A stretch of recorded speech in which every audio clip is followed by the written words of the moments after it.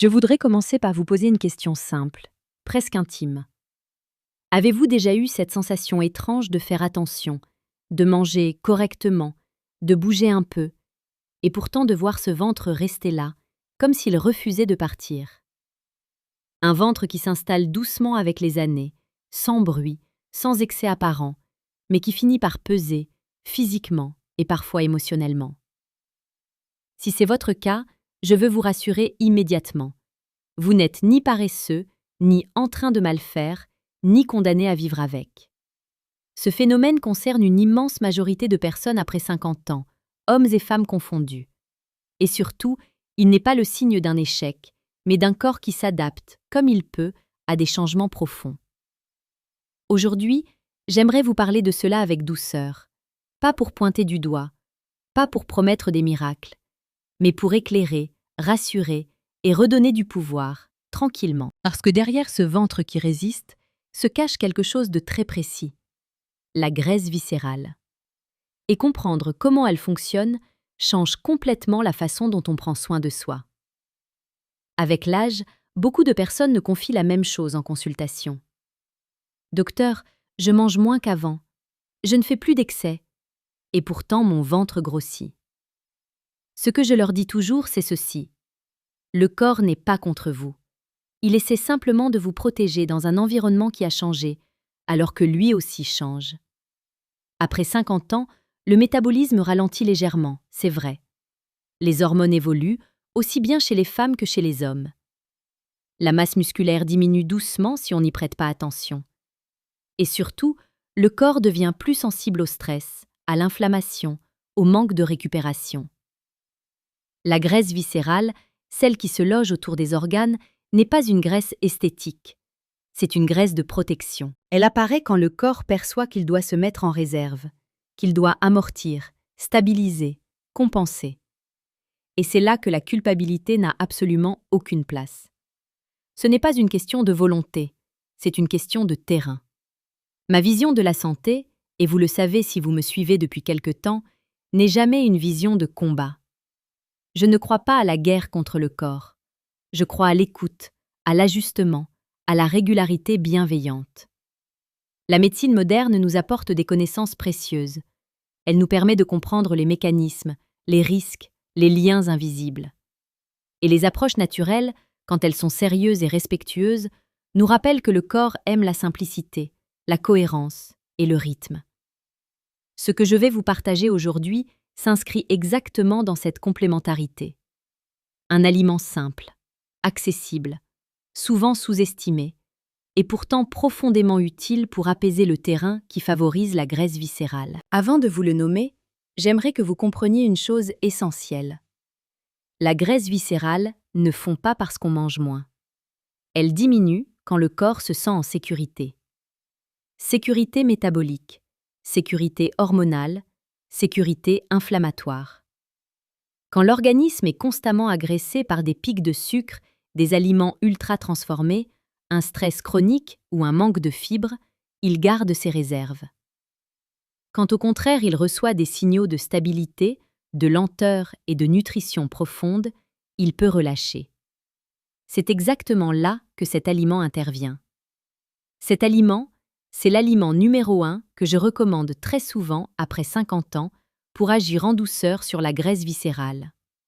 Les légumes riches en fibres solubles. Et en particulier, les légumes verts cuits doucement. Je sais, cela peut sembler presque trop simple.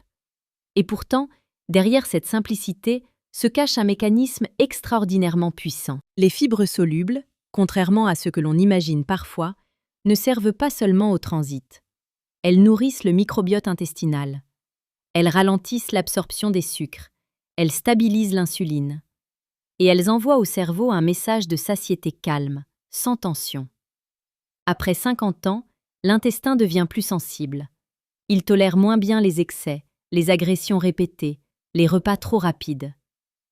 Les légumes verts cuits, comme les courgettes, les épinards, les haricots verts, les poireaux ou les brocolis bien tendres, sont comme un baume pour le système digestif. Ils apaisent l'inflammation silencieuse. Ils soutiennent le foie, qui joue un rôle central dans la gestion des graisses. Ils améliorent la qualité du métabolisme, sans forcer. Et c'est précisément ce climat apaisé qui permet au corps de commencer, doucement, à réduire la graisse viscérale. Je voudrais que vous imaginiez votre corps comme une maison. Si cette maison est constamment secouée, mal nourrie, surchargée, elle accumule. Elle stocke par peur du manque. Mais si chaque jour, on lui apporte de la chaleur, de la stabilité, des matériaux de qualité, elle peut réorganiser ses espaces. Elle n'a plus besoin de garder autant de réserves. Les légumes riches en fibres solubles jouent ce rôle-là. Ils ne brûlent pas, ils n'agressent pas, ils rééquilibrent. Il y a un moment clé que je vois très souvent chez les personnes qui commencent à intégrer ces aliments régulièrement. Ce n'est pas d'abord la perte de centimètres, c'est une sensation intérieure différente. Le ventre devient plus souple, les ballonnements diminuent, la digestion devient plus silencieuse. L'énergie de l'après-repas est plus stable. Et quand ces signaux apparaissent, c'est que le terrain change. La graisse viscérale ne disparaît pas en quelques jours, mais elle cesse d'être alimentée. C'est une transformation progressive, respectueuse, durable. Bien sûr, je tiens à être très clair avec vous. Il ne s'agit pas de manger des légumes verts une fois par semaine et d'attendre un miracle. Il s'agit d'un axe de prévention simple mais régulier. Introduire des légumes cuits à chaque repas principal en quantité confortable. Les préparer avec douceur, vapeur, étouffée, cuisson lente. Les accompagner de bonnes graisses, comme un filet d'huile d'olive, pour améliorer la satiété et l'absorption des nutriments. Et surtout, les manger sans pression, sans obsession. Comme un geste de soin, pas comme une punition. Si ce type de contenu vous aide à mieux comprendre votre corps, à l'écouter avec plus de respect, je vous invite très simplement à vous abonner à cette chaîne. C'est une manière douce de continuer ce chemin ensemble, à votre rythme. Il y a un autre point fondamental que je souhaite partager avec vous. La graisse viscérale est très sensible au stress chronique. Et après 50 ans, le corps récupère moins vite des tensions accumulées. Les fibres solubles, en nourrissant le microbiote, participent aussi à une meilleure régulation du système nerveux. L'intestin et le cerveau sont en dialogue permanent. Quand l'intestin est apaisé, le corps entier respire mieux. C'est pour cela que certaines personnes observent une amélioration du sommeil, une diminution des fringales sucrées, une relation plus paisible à l'alimentation. Encore une fois, rien de brutal, juste un rééquilibrage. Je veux aussi normaliser une chose importante. Il est parfaitement normal que le corps change avec l'âge. Chercher à retrouver exactement le corps de ses 30 ans est souvent source de frustration inutile. L'objectif n'est pas la perfection. L'objectif est la vitalité, le confort, la prévention silencieuse des déséquilibres. Réduire la graisse viscérale, ce n'est pas une question d'image. C'est un acte de protection pour le cœur, le foie, le pancréas, le cerveau. Et la bonne nouvelle, c'est que le corps répond encore très bien après 50 ans, quand on lui parle le bon langage. Ce langage, ce n'est pas la contrainte, c'est la constance douce. C'est la qualité plutôt que la restriction. C'est l'écoute plutôt que la lutte.